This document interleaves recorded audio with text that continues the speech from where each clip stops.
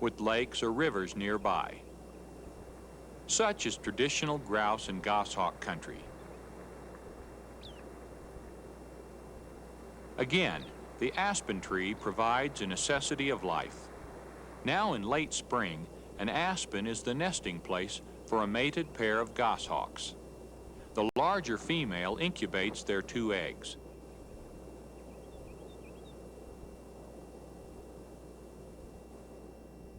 Like the grousecock that uses his same drumming log for life, so may the goshawk pair return year after year to their high, sturdy nest. Below, on the dark, cool forest floor, hidden among some ferns, is the leafy nest of the ruffed grouse.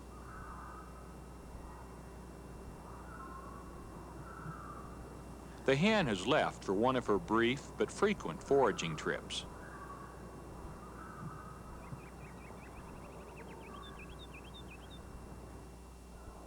As spring blossoms into summer, the adult grouse move from the dense heart of the forest out into the open edges. A wide variety of plant food is now available, but although food is abundant, grouse are not. They are still recovering from a low in their 10-year population cycle. No one knows exactly how or why these lows happen, but it is certain that next year will be better, and the next better yet.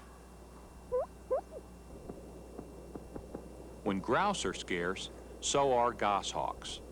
In high years, the female will lay as many as 5 eggs. This female laid only 2, and of her pair, only 1 hatched.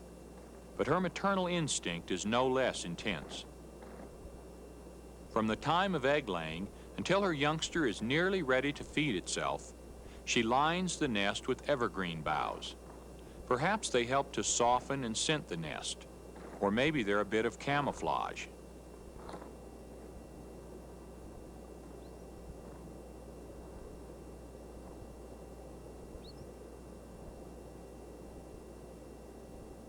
Although it seems very vulnerable on the ground, the grouse nest would be even more exposed to predators if it were in a tree.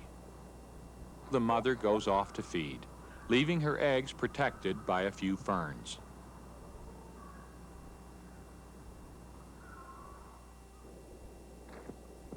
The mother goshawk takes some time off too.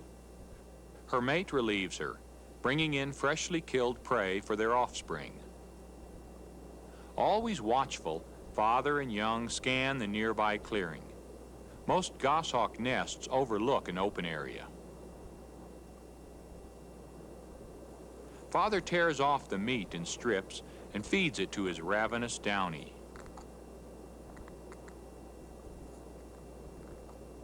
Hunting birds require the care of both parents, and weeks, even months of preparation for their predatory way of life.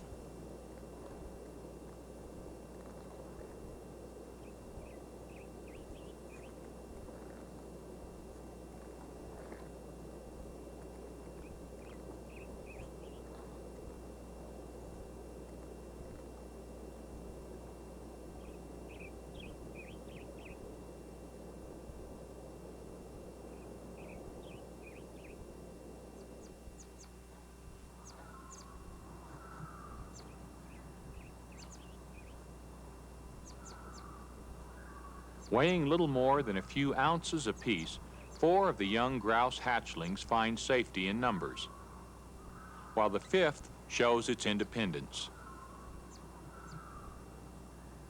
1 of the original 6 eggs never hatched, and by midsummer, another 2 or 3 of these chicks will also be gone, taken by predators or, more likely, by rain and cold.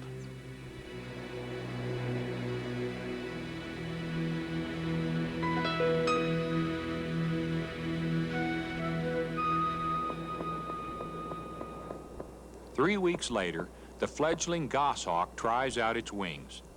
Most of its soft, fluffy down has fledged into the vertically streaked plumage of a juvenile, but it won't leave the nest until it is ready to hunt on its own. Even then, it will not have an easy life. because the hunter has much more to learn than the hunted.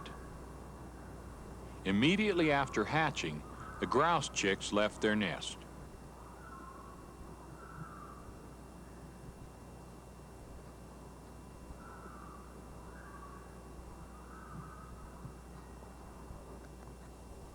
Adults eat plants, seeds, and berries.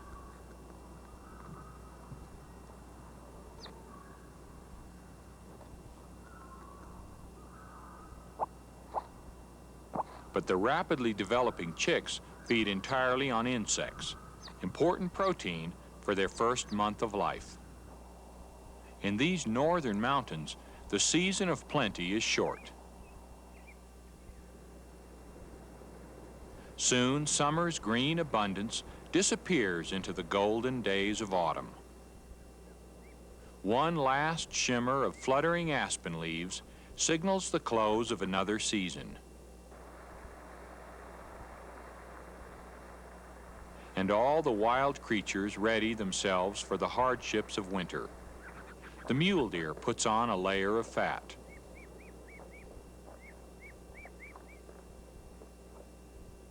The badger looks for a spot to dig in and escape the cold.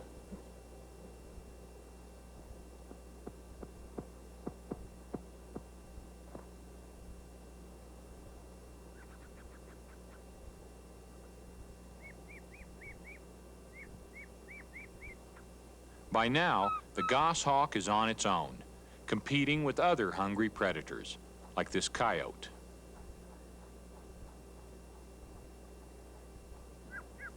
Though the goshawk must act like an adult, it still looks like a juvenile, with its brown, vertically striped breast and its yellow eyes. In a year, it will look like this adult, with blue-gray feathers and red eyes. But yellow or red, the goshawk's eyes are among the sharpest in the animal world, and they have a clear eyelid, the nictitating membrane, which allows the bird to see even when closed.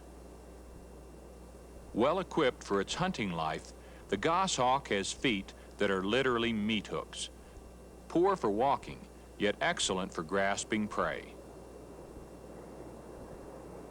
But equipment is not everything. The grouse has survival tactics of its own.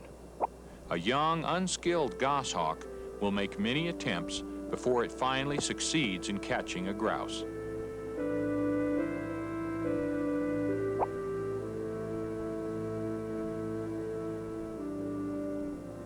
This is the time when many inexperienced goshawks die.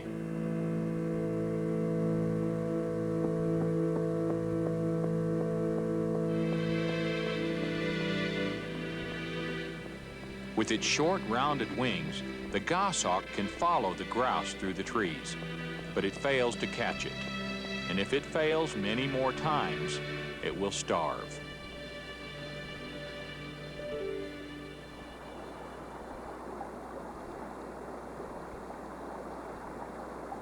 Icy mist hangs suspended in the frozen air, and the snow deepens as winter arrives, and the grouse move back into the heart of the forest.